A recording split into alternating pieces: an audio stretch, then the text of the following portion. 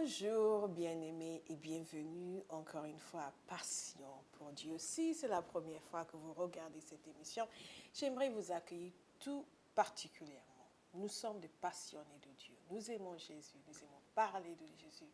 Nous aimons communiquer l'évangile, communiquer la réalité de Dieu. Dieu est réel et Dieu veut que vous le connaissiez. Dieu veut non seulement que vous le connaissiez, mais il veut que vous le connaissiez de façon intime, que vous ayez une relation de père et enfant avec lui. Et c'est pour cela que Jésus est venu sur la terre.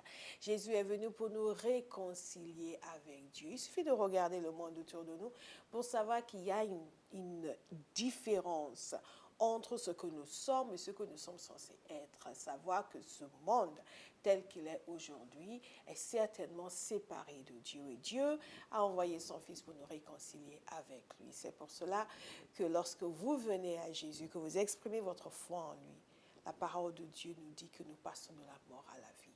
Il y a un pardon qui est accordé, une réconciliation qui est opérée. L'évangile est très simple. Un jour, je parlais avec quelqu'un et je lui expliquais ces choses. Il me disait, oui, je sais ces choses-là, mais ça ne peut pas être si simple que ça. Eh bien, figurez-vous que si, c'est tout aussi simple que ça. Jésus est venu pour nous permettre de connaître Dieu.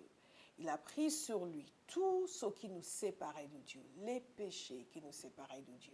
Ce qui veut dire que l'évangile est une bonne nouvelle. La bonne nouvelle, ce n'est pas que les hommes sont condamnés, mais que les hommes ont la possibilité d'être sauvés en Jésus. Il y a quelqu'un qui a besoin d'entendre ça ce matin, donc ou ce soir ou cet après-midi, cela dépend de l'heure, là où vous nous regardez, mais sachez une chose, Dieu est pour vous, il n'est pas contre vous. Dans notre génération, beaucoup de gens pensent que Dieu est contre eux. Dès qu'il leur arrive quelque chose, ils disent « Mais qu'est-ce que je t'ai fait pour que ça m'arrive ?» Non, Dieu est pour vous. Il n'est pas contre vous. Gardez cela à l'esprit. Dieu est pour vous et il a envoyé son Fils pour faire en sorte que la séparation soit enlevée, que vous puissiez être pardonnés, que vous puissiez avoir la vie éternelle, la vie même de Dieu, être réconciliés avec Dieu et connaître une relation intime avec lui. Et que ensuite vous puissiez lui consacrer toute votre existence et le servir.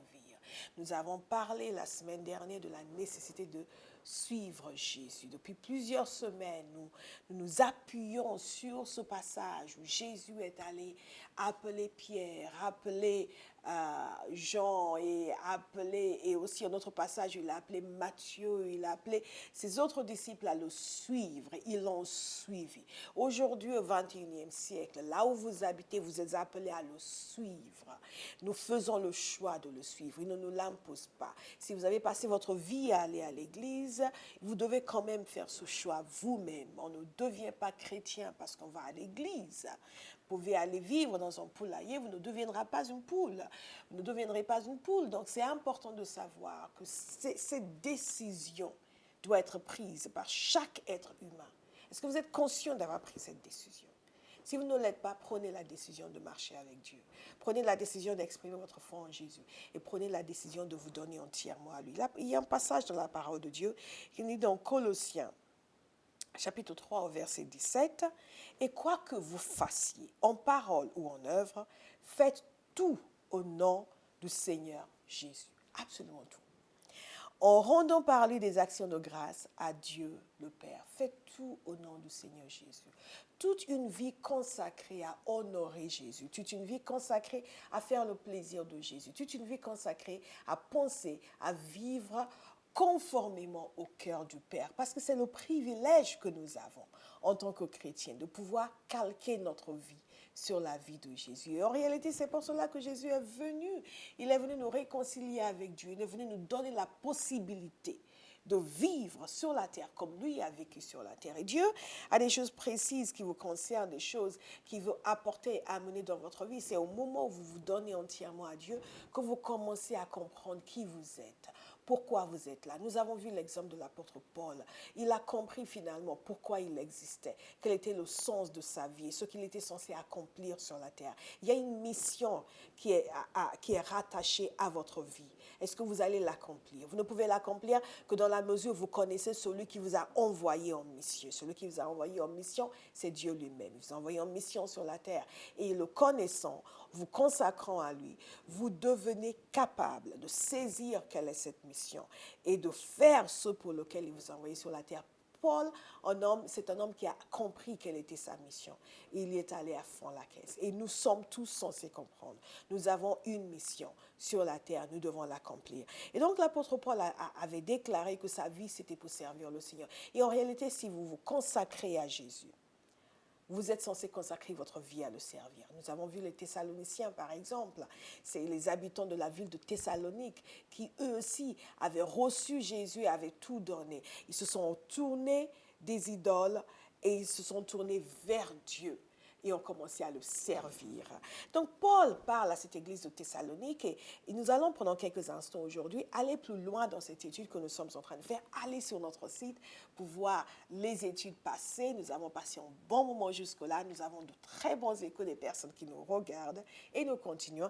Et cette partie de l'étude va être consacrée essentiellement à voir qu'est-ce qui caractérisait cette vie de service dans la consécration. Nous prenons l'exemple sur Paul, cet homme extraordinaire que Dieu a utilisé puissamment pour l'évangile qui est passé de mécréant à croyant. Il y a des gens qui me disent, oui, mais je suis mécréant. Peu importe, Dieu aime les mécréants. Il aime des gens exactement comme vous. Nous étions tous mécréants à un moment donné. À un moment donné, nous sommes devenus croyants. Et je crois que vous aussi, vous allez devenir croyants. Paul, donc, ce mécréant, qui est venu donner sa vie entièrement à Jésus, mécréant non pas parce qu'il n'avait pas de religion, il avait une religion, mais simplement parce qu'il était contre l'évangile, il était contre Jésus et il a donné sa vie entièrement à Jésus, il a commencé à servir le Seigneur. Et il parle à l'église de Thessalonique. Il a écrit ceci. Nous avons vu le premier chapitre, en quelque sorte. Et nous avons pu sauter le deuxième. Nous sommes allés dans le troisième pour parler de cet amour extraordinaire qui unisse les personnes qui sont consacrées à Dieu.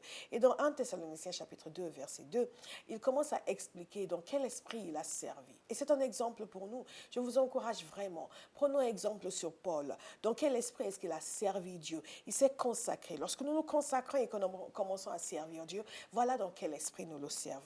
Il dit au verset 2, après avoir souffert et reçu des outrages à Philippe, comme vous le savez, ils étaient témoins, parce qu'il est allé directement à Thessalonique, donc ils ont vu dans quel état il est arrivé.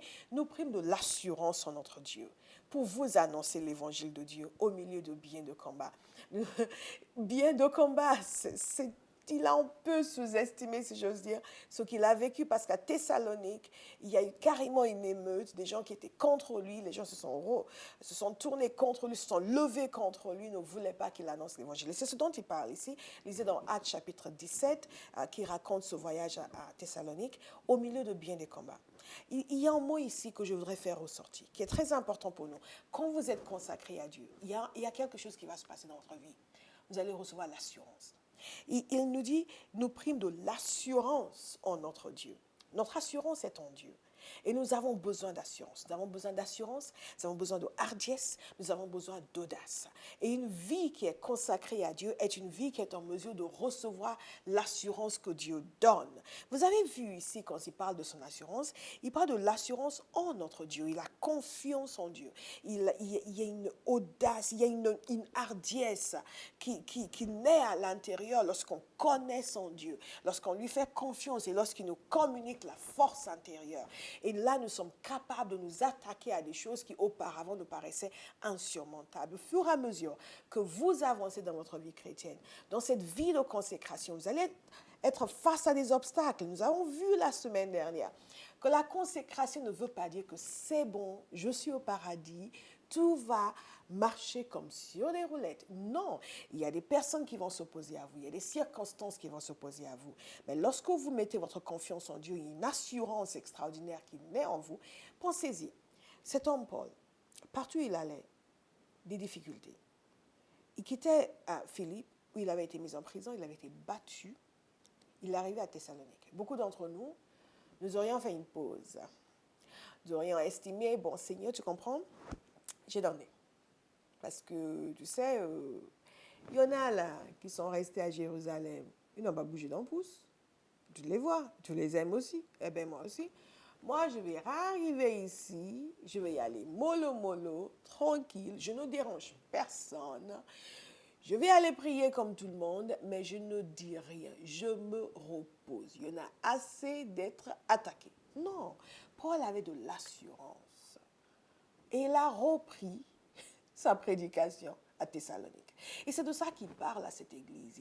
Il explique, voilà comment j'ai servi, voilà dans quel esprit j'ai fonctionné, voilà la vie que j'ai menée devant vous. J'ai pris de l'assurance après ce qui m'était arrivé à Philippe. Et j'ai commencé de nouveau à annoncer l'évangile. Je prie aujourd'hui que Dieu vous donne de l'assurance, que Dieu vous donne de la hardiesse. Nous en avons besoin. Nous en avons besoin. Lorsque les apôtres ont été attaqués au début, quand ils commençaient à prêcher Jésus, et ils ont été maltraités, non seulement ils se sont réjouis du fait d'avoir pu souffrir pour le Seigneur, nous avons vu cela la semaine dernière, mais il y a autre chose, c'est qu'ils sont allés prier. Et dans leur prière, qu'est-ce qu'ils ont demandé? Seigneur, on n'en peut plus, oh, il faut que ça s'arrête, on va aller se cacher. Non, ils ont dit, Seigneur, donne-nous de la hardiesse. Ils ont demandé que Dieu leur donne encore plus de hardiesse, encore plus de force, encore plus d'autorité, encore plus d'assurance pour continuer à faire ce pour lesquels ils avaient été maltraités. Nous ne pouvons pas nous compromettre. Nous ne pouvons pas nier l'évangile. Nous ne pouvons pas faire comme si ce que nous croyons n'est pas vrai. Aujourd'hui, et j'insiste sur cela, parce que c'est la marque d'une vie consacrée, l'assurance. Aujourd'hui, dans notre génération, de plus en plus de chrétiens ou adoptent la politique de l'autruche, se cachent, ne disent rien, ou se laissent changer par ceux qui ne partagent pas notre foi. Beaucoup de personnes, des hommes politiques comme des prédicateurs, aujourd'hui semblent évoluer sur des questions morales qui sont pourtant sans appel dans la parole de Dieu. Aujourd'hui, semblent ne pas être certains que Jésus soit réellement le chemin. Il y a beaucoup de personnes dans nos églises, nous qui disons que nous sommes chrétiens, qui ont décidé de relativiser l'exclusivité de Jésus, qui ont décidé que peut-être qu'il y a beaucoup de voies pour le salut finalement, on n'en sait rien. Non, Jésus a dit, je suis le chemin, la vérité et la vie. Nous n'aidons pas les gens en relativisant l'évangile. Nous n'aidons pas les gens en relativisant les valeurs chrétiennes. Nous montrons que nous sommes des lâches et nous avons peur d'être attaqués. Et nous montrons que nous ne sommes pas consacrés, que les intérêts de Jésus ne sont pas notre intérêt et que nous ne nous tenons pas aux intérêts de Jésus. Ce qui nous intéresse, nous, c'est d'avoir la paix, qu'on nous laisse tranquille. Mais Dieu nous a appelés à être des hommes et des femmes de force, de hardiesse et de courage. Et il nous donne ce courage. Ce n'est pas quelque chose que nous fabriquons. C'est le résultat d'une vie consacrée. Lorsque nous avons décidé que nous allons tout lui donner, que nous avons décidé, Seigneur, tu prends tout et tu me donnes tout ce dont j'ai besoin pour te servir.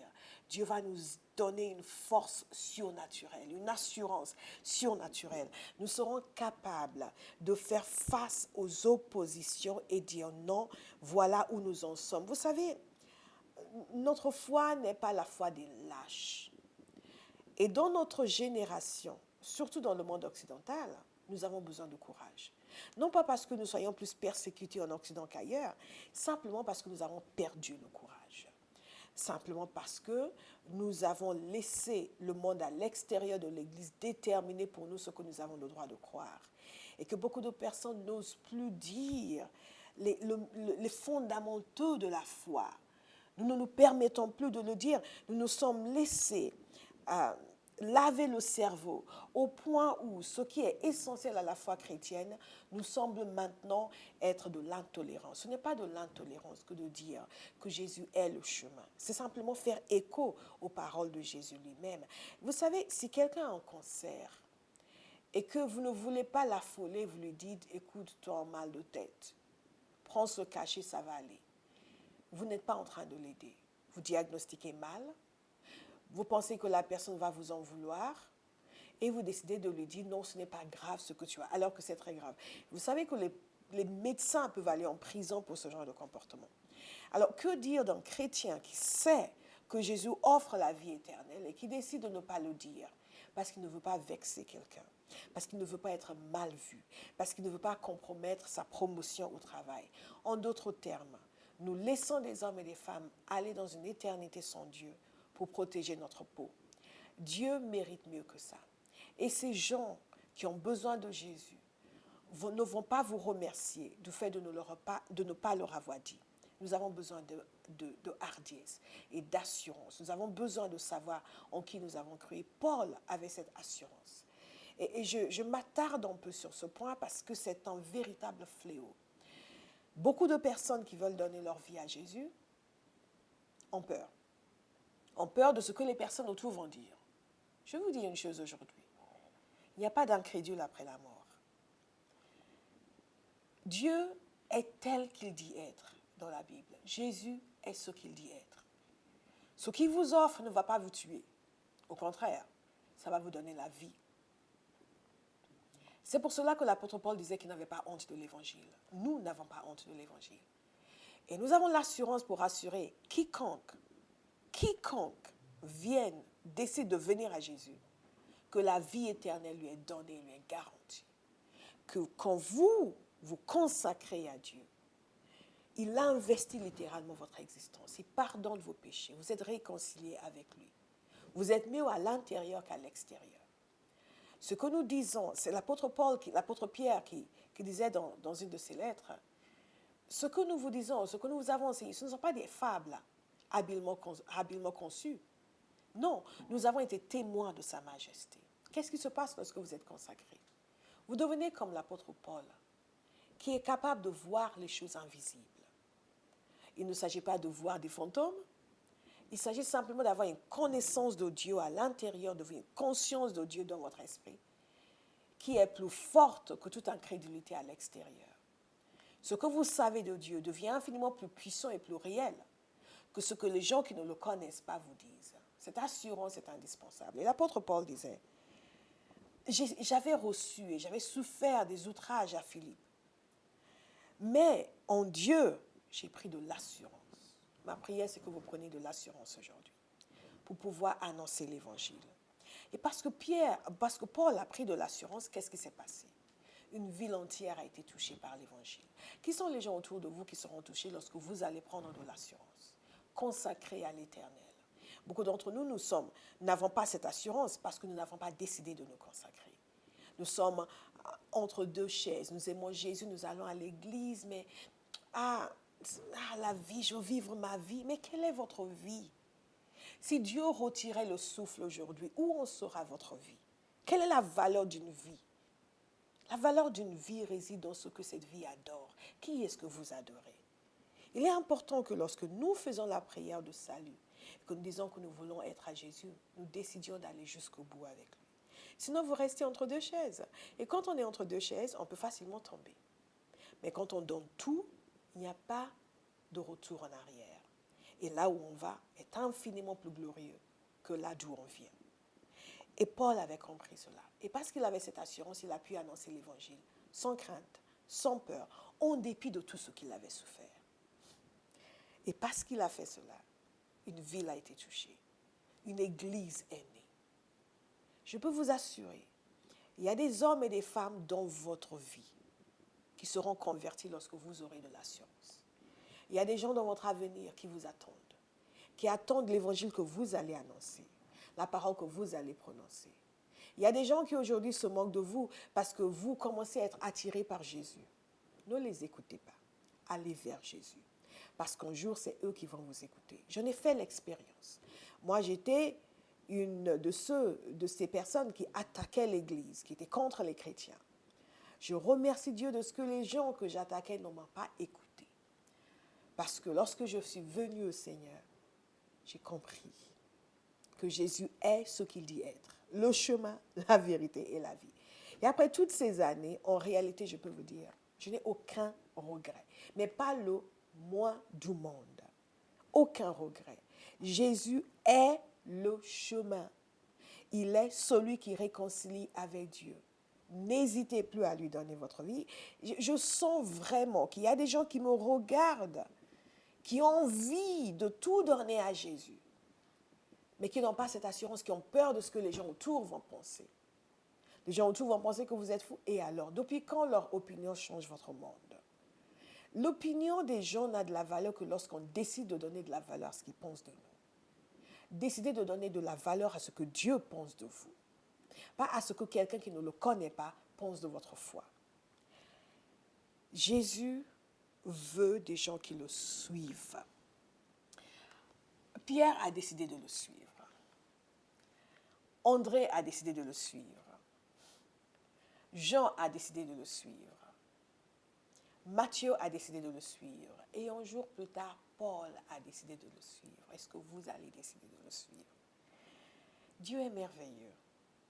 Il y a des fois, j'ai envie de secouer les gens, de dire, mais il faut que tu connaisses le Seigneur. Parce qu'il est merveilleux. Tout ce qu'il dit être, il l'est. Et plus encore que ce que nous pouvons concevoir. Alors, qu'est-ce qu'il y a de si difficile à dire, Seigneur, je te donne tout? Et parce que Paul lui a tout donné, à chaque fois qu'il avait besoin d'aide, l'aide était là. À chaque fois qu'il avait besoin d'assurance, l'assurance était là. Vous savez, cet homme était un homme comme vous et moi. Regardez ce que Dieu a fait à travers sa vie. Ça ne vous donne pas un petit sentiment de « Ah, et moi, Seigneur! Ah, et moi, Seigneur! » Je le dis tout le temps dans mon église. Quand j'arrive auprès du Seigneur, après avoir vu le Seigneur, la personne que je vais voir ensuite, c'est Paul. Je suis admirative devant une vie si entièrement consacrée à Dieu. Et quelle intelligence de comprendre que je ne devrais pas consacrer ma vie à quoi que ce soit d'autre que de suivre celui qui est l'intelligence suprême.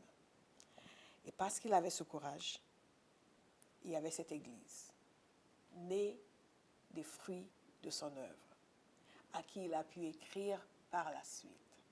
Votre assurance va vous permettre de porter du fruit. Mais d'abord, il faut décider de vous consacrer. Et Paul nous prime de l'assurance en notre Dieu pour vous annoncer l'évangile de Dieu au milieu de bien des combats. Le jour de la Pentecôte, lorsque le Saint-Esprit est venu sur les apôtres, sur les disciples, ils ont reçu une assurance divine. Pourquoi il y a tellement de personnes qui disent avoir été baptisées dans le Saint-Esprit, mais qui n'ont aucune assurance et qui n'osent pas parler à qui que ce soit de Dieu parce qu'ils n'ont pas décidé de se consacrer entièrement? Quand vous vous consacrez entièrement, toutes les ressources du ciel sont à votre disposition. Parce qu'ils sont encore en train de vivre leur vie, entre guillemets. Et beaucoup de personnes dans nos églises vivent leur vie. Dieu est invité dans leur vie à la rendre meilleure. Mais il ne la donne pas à Dieu. Dieu veut que vous la lui donniez. Lui donnez votre vie. Et il y a une assurance qui va venir. Ils ont reçu l'assurance le jour de la Pentecôte. Et ils sont sortis. Ils ont commencé à prêcher l'évangile. Je suis toujours épatée par des personnes qui ont beaucoup d'assurance pour Dieu. Et il y a quelques années de cela, j'ai commencé à prier. Je me rendais compte que je n'avais pas la même rigueur et la même assurance. Et j'en avais besoin. Et petit à petit, Dieu m'a conduit à lui donner tout, à me consacrer. Vous savez, nous avons des fausses idées sur nous-mêmes. Oui, mais moi, je vais être, et moi, je veux être, et moi, je veux être.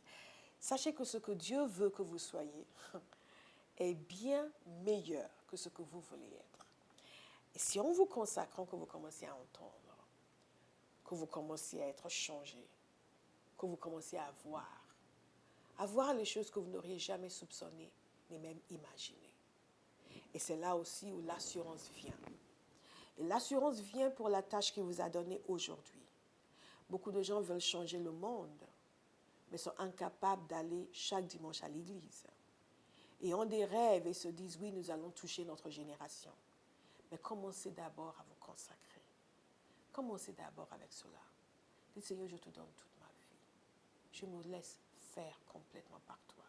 Fais de moi ce que tu veux. Et vous allez voir Dieu prendre toute sa place. Et une assurance divine va vous envahir. Et même quand vous avez souffert et vécu des choses difficiles, vous serez en mesure de vous relever et dire, Seigneur, redonne-moi de l'assurance, parce que je n'ai pas fini. Vous n'avez pas fini.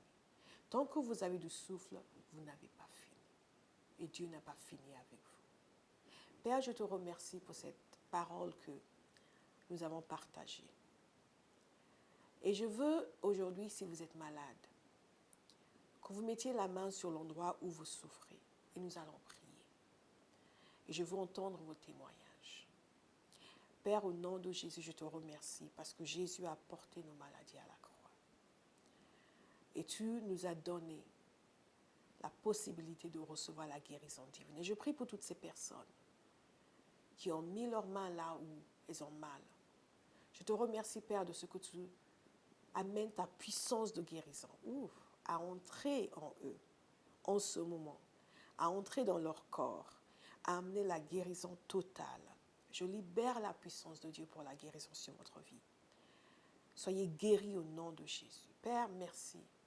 Merci pour cet enfant que tu guéris, qui n'arrêtait pas de pleurer depuis plusieurs jours. Et dont la mère est totalement désespérée et ne sait plus quoi faire. Père, merci pour ta puissance de guérison qui vient sur cet enfant et qui amène la guérison totale et complète. Père, tu aimes. Tu n'as jamais cessé d'aimer. Et nous te remercions.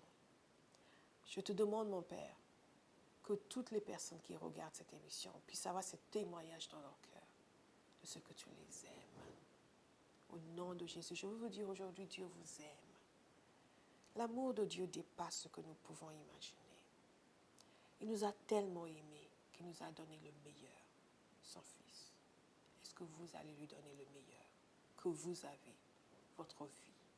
Nous allons nous retrouver la semaine prochaine. Nous allons continuer sur ce thème de la consécration de Paul et comment cela l'a amené à servir le Seigneur. Quels sont les éléments dont il parle dans ce passage, dans 1 Thessaloniciens chapitre 2, à cette église qu'il a tant aimée. Ça va nous servir d'exemple pour que nous puissions vivre une vie consacrée et faire plaisir au Seigneur. Que Dieu vous bénisse. Dieu vous aime et moi aussi, et à la semaine prochaine.